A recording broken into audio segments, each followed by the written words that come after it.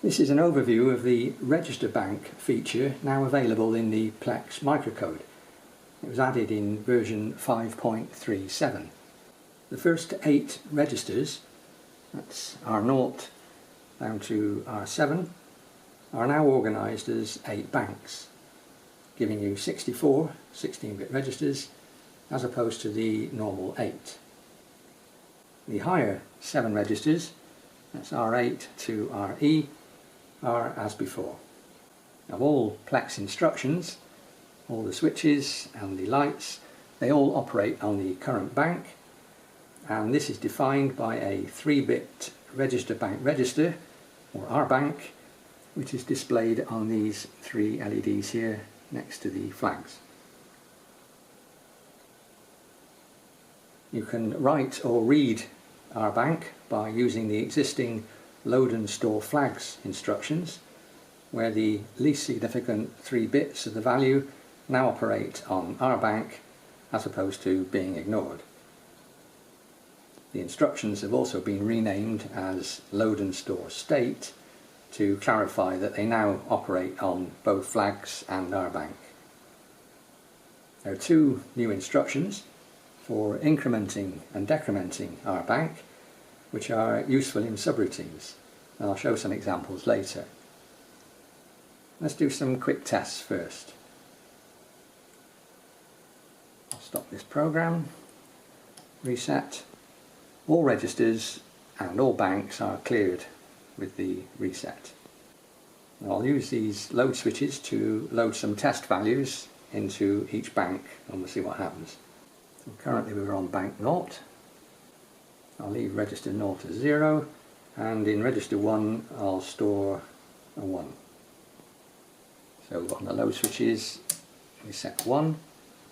We make sure the target for the load switch is pointing at the register we want, so we need to move that red light up to there, and I just press load and the value 1 goes into register 1. And we'll put a 2 in register 2. That's the load target, load, that's the 2, and we'll put a 3 in register 3, target, load. And then we'll pick one from the higher registers, say register 9, target, and we'll put a value of 9 in there. There it is. Okay, let's manually load an instruction to increment the RBank value, inc RB. And if you look in the table in the Plex instruction set manual, it shows the hex code is 3E. So we need to load this value into the instruction register IR. So I need to make sure the target is up there.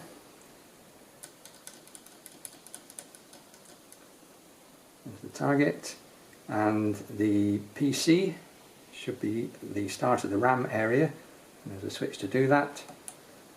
PC 10. Okay, we want to load a 3E into this instruction register. So we set the 3E up on the switches, target correct, and load. And there's the 3E. So now if I single step, it will obey that instruction and increment RBank and see what happens to these values. RBank is 1. And we've gone to bank 1's registers, which are 0 because they were all reset to 0 when I reset the machine to start with. Register 9 is still 9 because the upper sets are not affected by the bank number. Right, let's load some different values into bank 1's registers.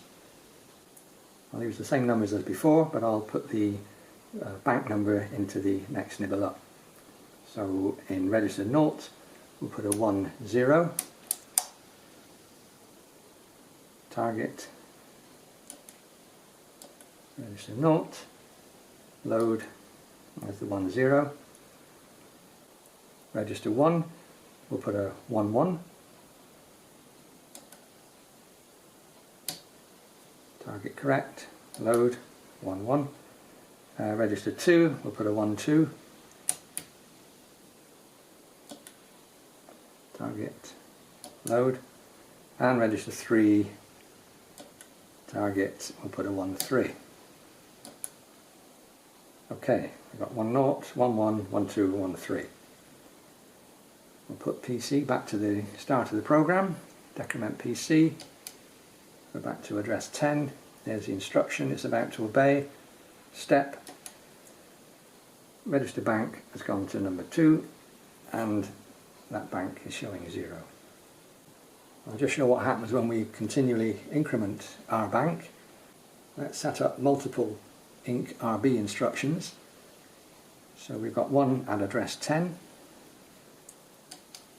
There. If I put 3E on the switches, and this time, let me take the target up to there first. Target IR. This time, instead of doing load, if I do load and inc, that will load the value of the switches into this register and increment PC.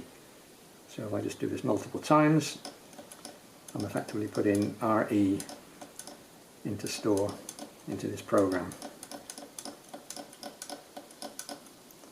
That'll do.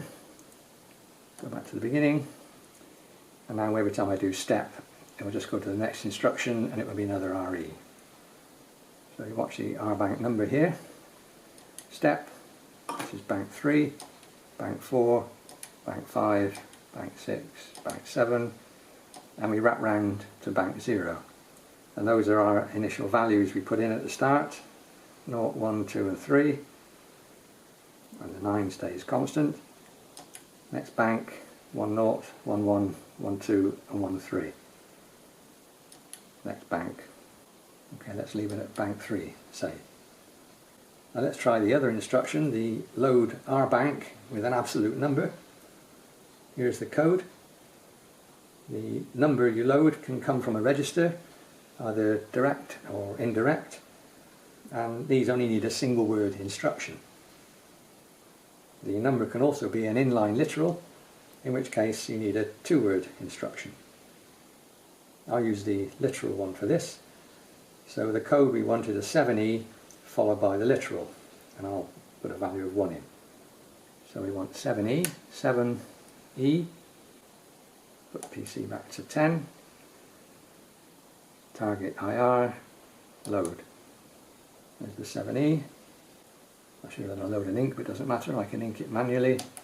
And in this one we want to put the value 1 and load. Okay, come back to the beginning. Address 10, we've got the 7E,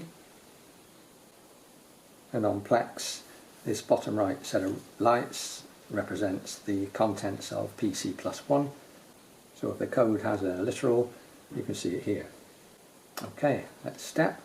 Don't forget the bank number is currently 3, and we're going to load it with 1. And there it is, bank number's gone to 1, and all the registers from bank 1 have reappeared. Okay, well, that's all well and good. What use is it? Well, one obvious answer is that you now have 56 more high-speed registers to play with. The catch being that you can only access one bank at any one time, but as you've seen, it's quick and easy to switch between them by just writing to our bank. Now, another use is for saving and restoring registers which need preserving when calling subroutines. And the normal way of doing this is to push registers onto the stack on entry to the subroutine and pop them just before returning. The drawback is that the overhead increases for each register you want to preserve. There's an increase in code size as each register needs 2 instructions, one for the push, one for the pop, and there's also an increase in runtime as the pushed values are held on the stack, which in Plex's case is held in the relatively slow main store. But if you use a register bank instead of push and pop, you can save and restore 8 registers at a time using just 2 instructions, inc RB and dec RB, and the runtime is reduced as main store is not used for any data. I've made some simple tests to demonstrate this. These subroutines use the two different methods to preserve registers. They don't do much else apart from storing an identifier number in register 0, but there's enough here to compare. The subroutine bank uses the register bank method to preserve 8 registers. The subroutine push 1 uses push and pop to preserve 1 register. The one called push 2 uses push and pop to preserve 2 registers, and so on. We've got 3 registers and another test to do 8 registers. And the assembly code is shown on the right hand column, so you can compare the sizes. You can see the bank routine uses the same amount of code as pushing and popping 1 register, but anything more than that and the code size increases. Here are the outer loops which call the subroutines for timing. Each one uses register 8 as a counter and loads it with a fixed number, in this case about 16,000 or so. Then it resets the system timer to start timing from 0. Then it repeatedly calls the relevant subroutine and decrements the counter until it hits 0. Then it ends with a halt instruction which stops the timer. And we can just look at the timer here, hours, minutes, seconds, to see how long it took. So I'll load the program from paper tape. So we'll do a reset, run. This is the Bootstrap loader, waiting for the paper tape. Load it, and it's loaded. This is the counter now decrementing, register 8, and the timer creeping up.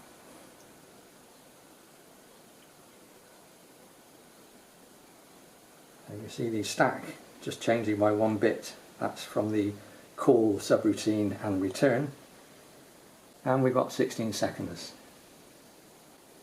I'll increment PC and it will drop into the second test, which is now going to do a push and a pop for a single register.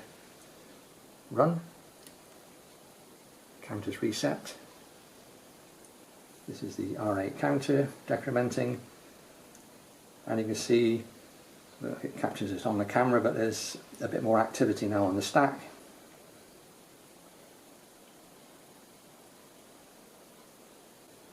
So we've got 18 seconds now for this one, slightly longer. Increment PC to the next test. Run. We're on test 2. Pushing and popping 2 registers.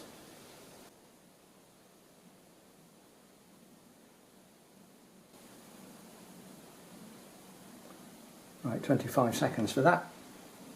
Step to the next one. On test 3.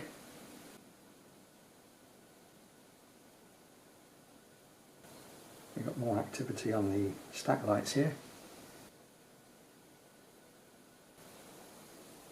Right, 33 seconds for that. And finally, push and pop for 8 registers. Increment PC to the next test and run. So confirm test number 8. And a lot more activity now on the stack.